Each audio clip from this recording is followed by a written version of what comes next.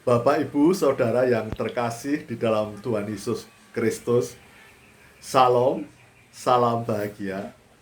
Saya patut bersyukur bahwa bangsa Indonesia di masa sekarang ini telah dapat menikmati era reformasi, era demokrasi, era kebebasan, kebebasan berpendapat, kebebasan untuk mengekspresikan pandangan, pendapat, pemikiran pribadi.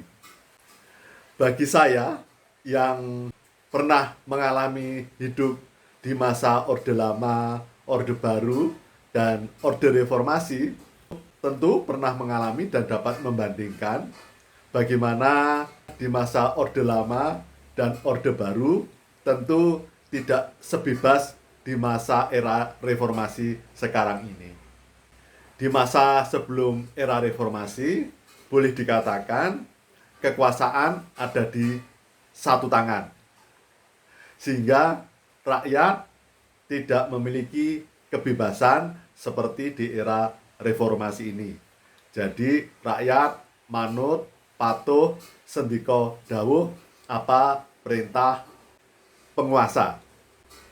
Tetapi sekarang justru bisa dikatakan sebaliknya.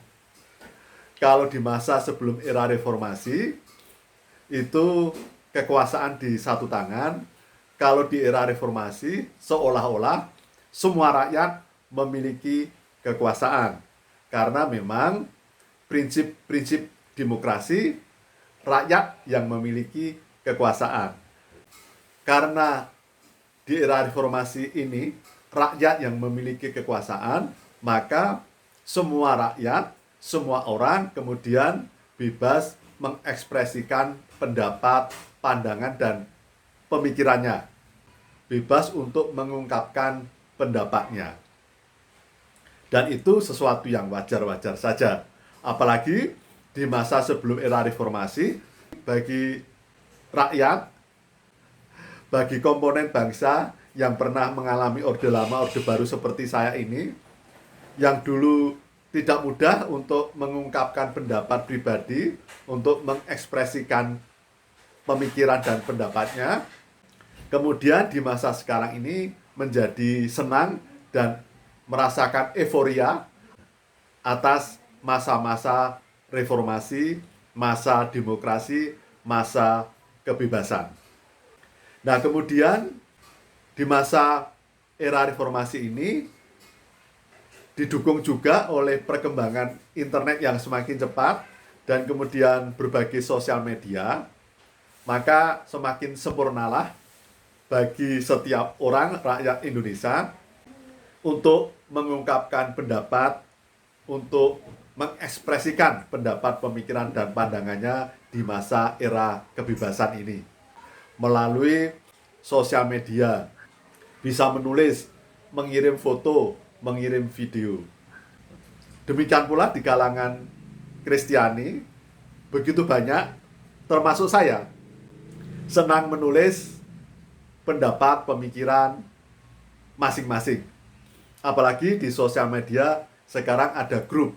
Jadi ada fasilitas grup, kemudian banyak orang Kristiani termasuk saya mengirimkan tulisan-tulisan dan pandangannya. Bahkan saat ini lebih mudah lagi. Sudah ada tulisan-tulisan dari orang lain yang begitu indah, renungan-renungan, kesaksian. Kemudian tinggal memforward, copy paste, mengirim di grup-grup Kristiani, dan akhirnya kadang saya mendapatkan kiriman yang double-double. Jadi sesuatu yang wajar.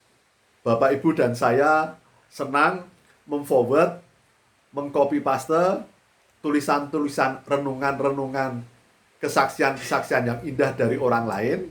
Kemudian kita forward, kita copy paste. Dan tanpa disadari seolah-olah itu adalah hasil diri kita, cerminan diri kita. Kita menjadi bangga, puas, senang bisa memforward renungan dari orang lain. Dan itu sebenarnya boleh-boleh dan wajar-wajar saja. Sebenarnya tidak ada yang melarang di era kebebasan ini. Tetapi kadang-kadang dengan kemudahan-kemudahan untuk memforward, mengcopy paste renungan tulisan orang lain, kita kirimkan ke grup-grup, kadang-kadang kemudian tidak berdaya guna, tidak berhasil guna, tidak efektif. Karena kita senang mengirimkan, bisa jadi tidak merenungkan terlebih dahulu untuk mengubah diri kita sendiri, tetapi justru kita kirimkan dan kita merasa puas, senang, bangga bisa mengirimkan tulisan-tulisan renungan kesaksian karya orang lain. Bahkan kemudian ketika sudah mengirimkan tulisan tentang renungan kesaksian orang lain, kita merasa bangga dan tidak suka ketika melihat ada orang lain yang justru mengirimkan karyanya sendiri, menjadi marah, dengki, iri, dan merasa orang lain tersebut sombong. Jadi saudara-saudaraku, di masa reformasi ini, di masa demokrasi ini, semua bebas. Apapun boleh kita lakukan. Termasuk kita mengirimkan, memforward, mengcopy paste renungan kesaksian hasil karya orang lain. Tidak masalah, itu bagus dan mungkin bermanfaat. Tetapi bisa jadi justru sebaliknya, tidak bermanfaat karena begitu banyak tulisan-tulisan, foto, audio, video yang dikirimkan ke grup sehingga sampai penuh, bahkan kadang double-double. Jadi tidak efektif, tidak efisien, dan tidak optimal.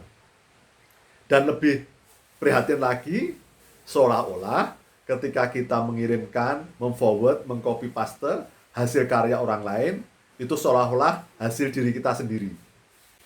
Dan kita tidak mencerna, mengunyah dulu kesaksian kerenungan dari orang lain, tapi itu dikirimkan kepada pihak lain.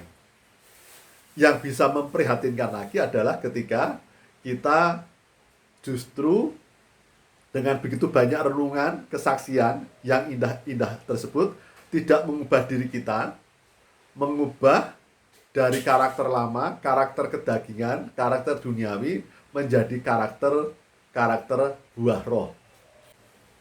Jadi saudara-saudaraku, saudara dan saya boleh mengirimkan, memforward, mengcopy paste hasil karya tulisan orang lain, video, kemudian foto-foto, tetapi sebaiknya terlebih dahulu bisa mengubah diri kita, termasuk saya. Mengubah karakter-karakter lama. Dan kemudian berubah menjadi karakter buah roh. Karakter lama seperti apa?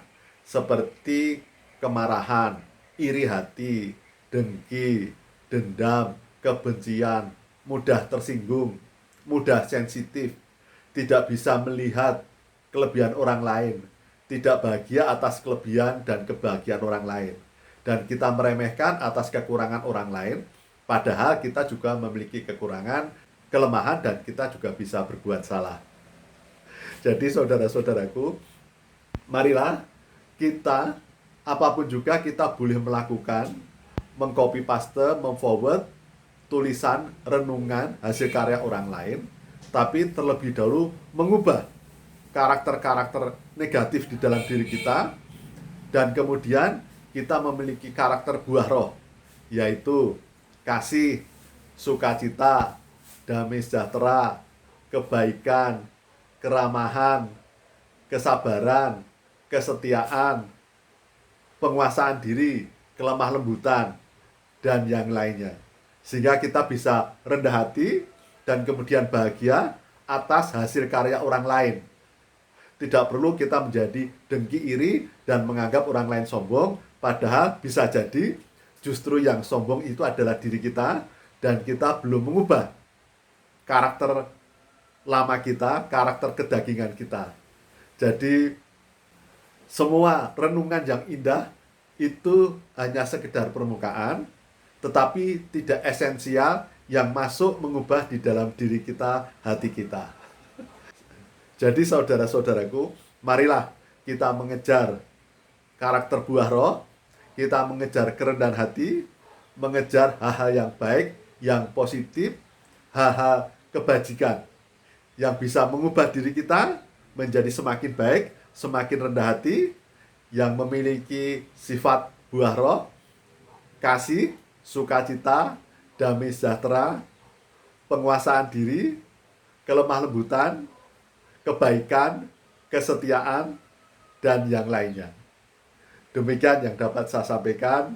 Salam, Tuhan memberkati.